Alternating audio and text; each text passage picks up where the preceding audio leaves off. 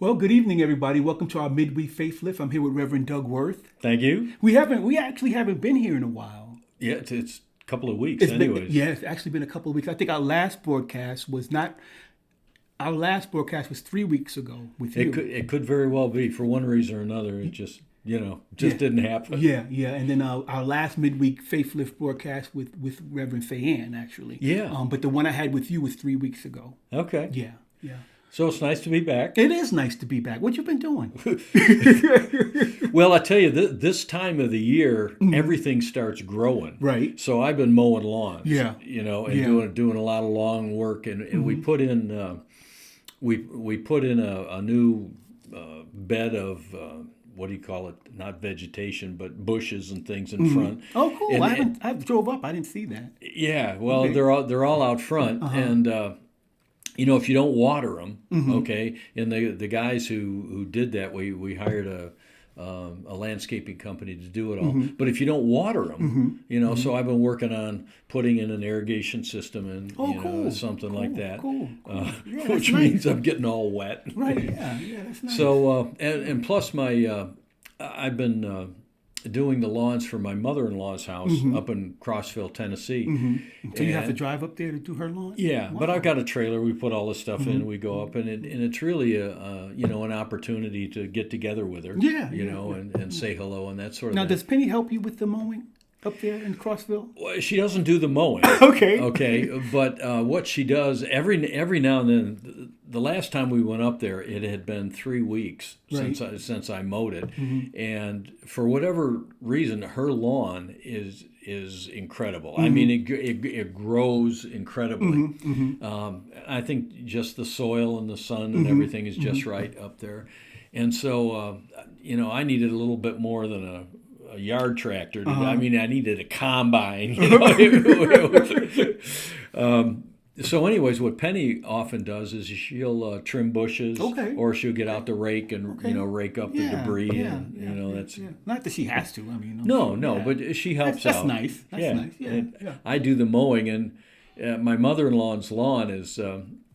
I call it the lawn from Hades or some other word, because it's steep. I mean, it's got some embankments in it, and a lot of bushes and stuff. So it's a lot of trimming and up and down stuff. So it's a workout.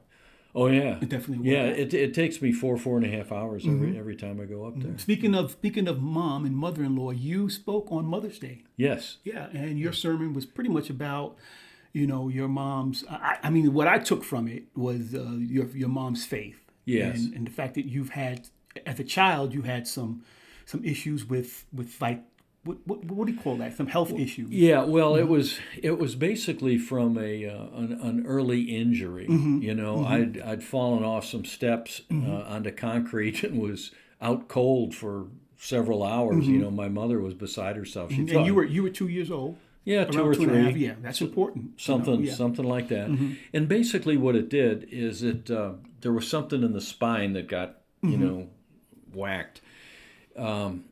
I came to and started running around like a 3-year-old, would do, and that sort of thing. But there was some impingement, to the nerves and things in there.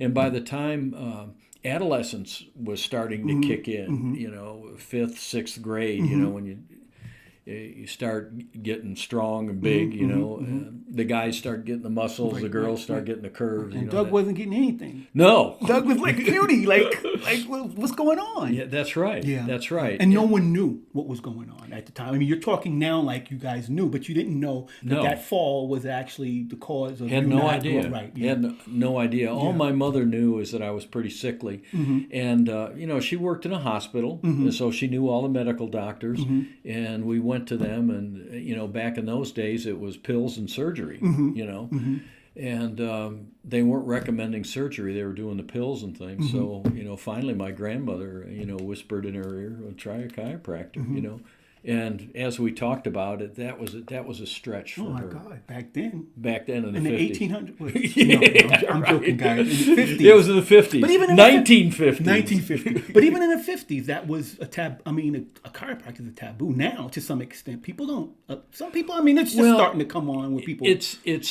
starting to gain some traction, but For whatever reason, the medical community has not embraced chiropractors. Right. Okay, and I could go into the reasons for that, but that's conspiracy and ugliness and all that kind of stuff. But the long and the short of it is, most medical doctors do not embrace that. Now, having said that, I have a very good friend who is a chiropractor, and his business is in a kind of a mall type of thing, and there's a medical doctor there, and they go back and forth. There are some things that the chiropractor will see that he knows is medical. Right. Okay, so you send him over to the other guy. Right. And there's sometimes somebody will show up at the doctor's office where he says, this could be a chiropractor. Send him over to the other guy. Yeah. So I think the key thing here is that they each have their specialties. Yes. Okay. Yeah. Each one of them has a way of looking at the physical body. And if the problems the person is experiencing lines up with their expertise, they'll do something. And if it doesn't, there is enough cross knowledge now where they can, But let's go back to Mom. Mom in 1950 stepped out on a limb. Oh yeah. To actually take you to a chiropractor, and the way you explained it is that she worked in the medical field, so she was around doctors all the time. Right. So I'm sure the fact that she took you to that environment. It was a huge stretch for her. Right. As I talked about on that Sunday, she was scared silly. Yeah. She walked in there and didn't really know what to expect, and just everything that she had heard. But it was a wonderful experience, and this particular chiropractor. It was kind of funny because he could see that there was tension with my mother. And of course, if my mother's tense, I'm going to be tense. Right. You just pick up on that sort of thing. And what he did, he was as big as a house. I mean, he's a huge guy. And he looked at me, and he had kind of a moppy, almost a Beach Boy type of haircut. And he did magic tricks. So he could say, "Hey, look at this," and he'd do some sort of sleight of hand, magic trick, which just absolutely amazed me. But what that did is it kind of broke broke the ice, settled down the anxiety a little bit, so that you could kind of, it's great, it's great. So this her stepping out on a limb, pretty much stepping out on faith, right, and taking you to this doctor, it pretty much cured you. Yeah, pretty much.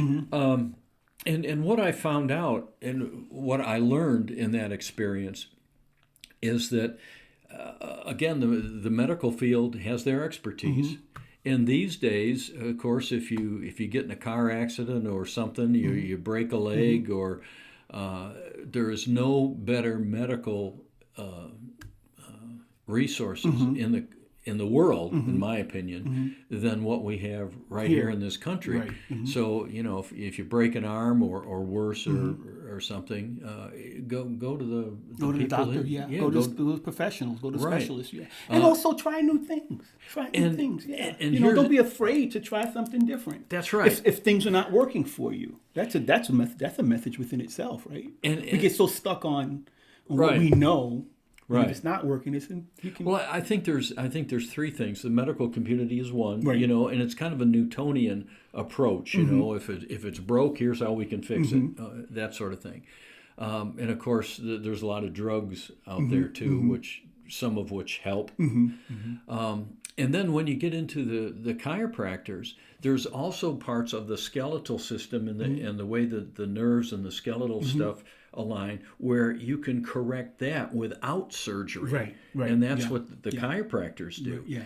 And then the third aspect of this, of course, is the spiritual side or the metaphysical side. Right.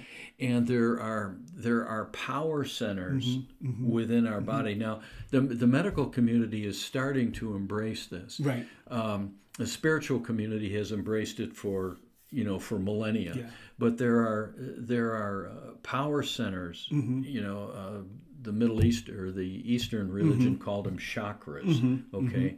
And then there's there's a system of energy that runs through your body that connects all those things, and that's the spiritual side. And it's interesting that we're talking about this because Reverend Fayanne is in the process of covering the 12 powers at this point. That's right. And she's covered faith. Yeah. And also last week she talked about strength. Right. And I think these powers, I don't know, and you're the specialist here, or you're the guy here who knows this stuff. That's why you call Reverend. Yeah, that's right. Yeah, right. And New Thought and Unity anyway. Let's put it this way: I can't walk on water yet. Right. But hey, if we want to get as close to doing what Jesus was able to do as possible, right?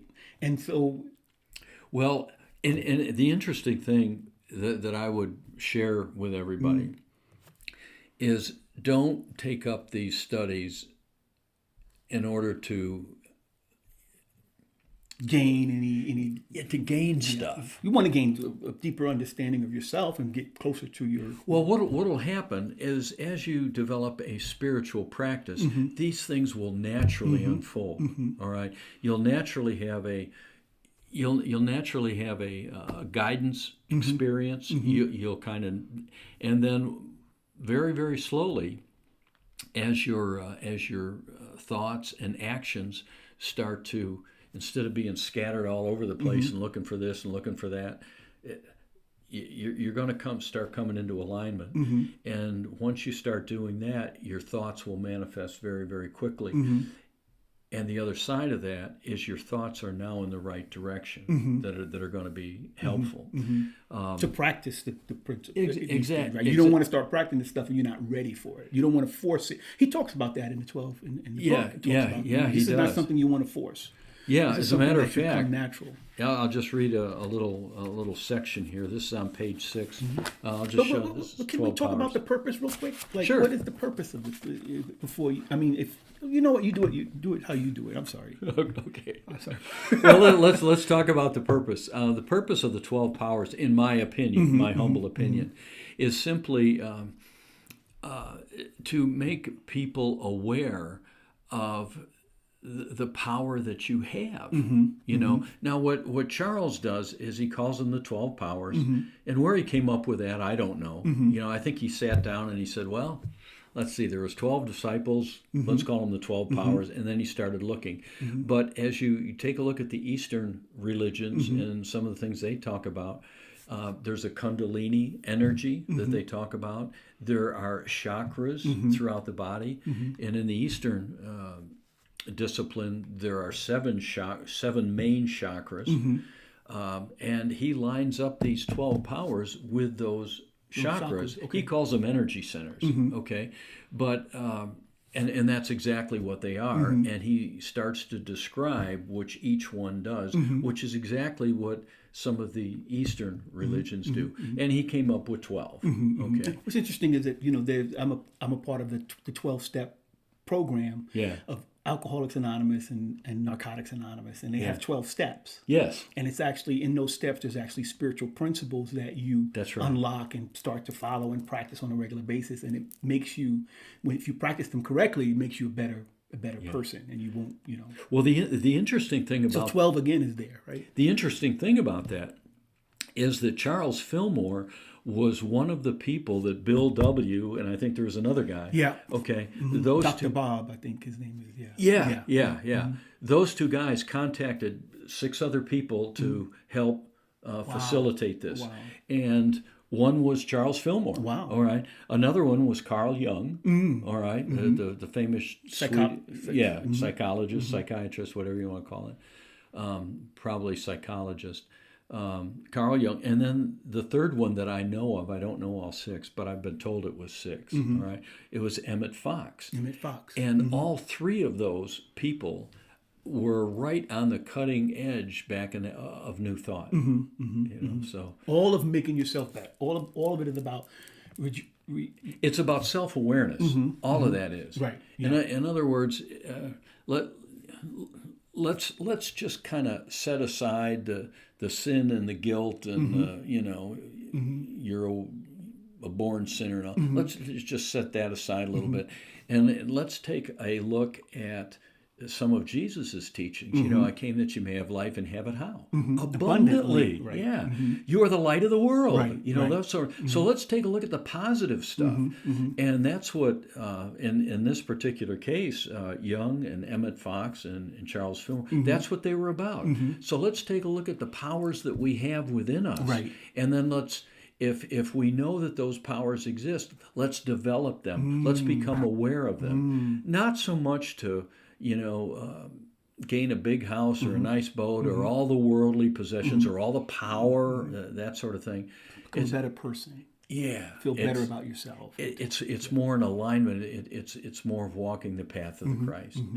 That's what it is. As a matter of fact, Charles even says this, and here's what he says. We do not encourage those who still have worldly ambitions to take up the development of the 12 powers of man. You will be disappointed if you seek to use these superpowers to gain money, control others, or make a display of your power. And by the way, well, it says it here. As recorded in the 4th chapter of Matthew, these are the temptations of the selfish ego, which Jesus had to overcome and which all who follow him have to overcome. So the idea of the 12 powers of man and the whole idea behind unity and new thought is to say, hey, we've got all this potential within us. How do we develop so we can create not only a better life for ourselves, but a better life for others? And in the process, it's not about money and it's not about power and that sort of thing. It's about walking the path of the Christ. So we are definitely covering those 12 powers. We've gone through faith, we've gone through strength, and I think in a month from now, a couple of weeks from now, Reverend Fayan will go. What's the next one? Do you know? I don't know the order of them. Let me look it up. I think it's We'll see. I'm just looking at right the book. Okay, here we go. Faith, strength, wisdom, and judgment. Yes. And by the way, wisdom and judgment, those are brothers. Okay. Faith and strength were brothers. And then wisdom and judgment are brothers, 12 disciple brothers. Okay, that sort of. So I think that's what Fayan's going to talk about next. And we'll have a listing of that on our website when that talk is going to take place. Right. If anyone's interested in coming down to listen to that, they're more than welcome, and we'll have it also live streaming on our Facebook page. Yeah, absolutely. Yeah. So I think before we end, because we talk and we run out of time real quick. Yeah, we do. We want to make sure that we cover that we're going to be doing our classes. Well, it's our new member class. Yeah, new membership classes. And that's going to start next Wednesday.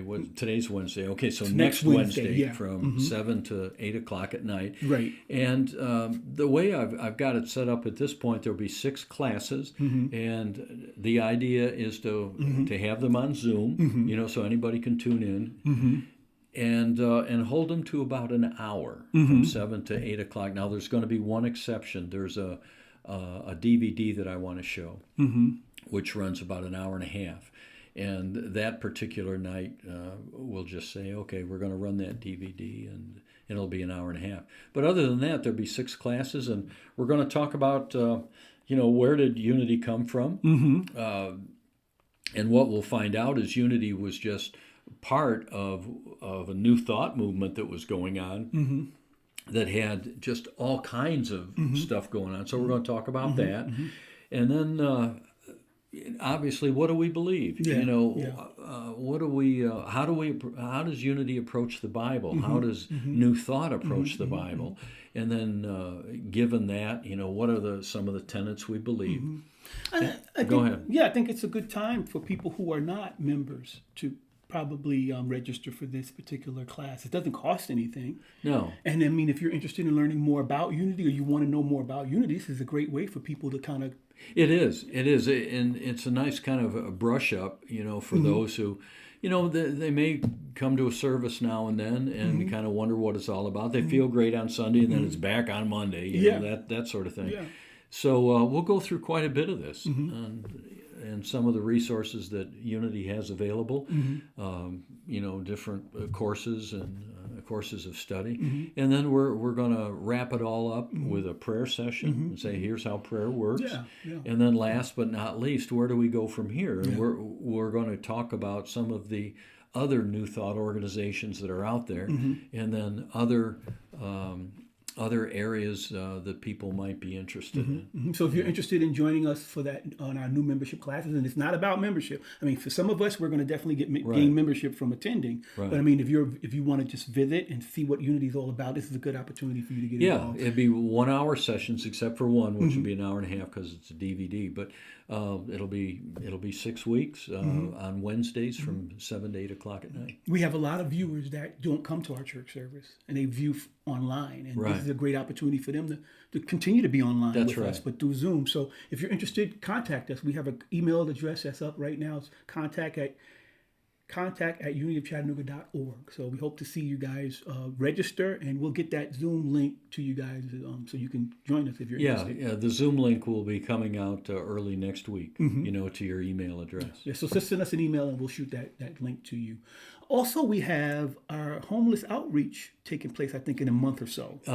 June 14th, is that when it is? Yeah. Or June 4th or June 14th. Yeah.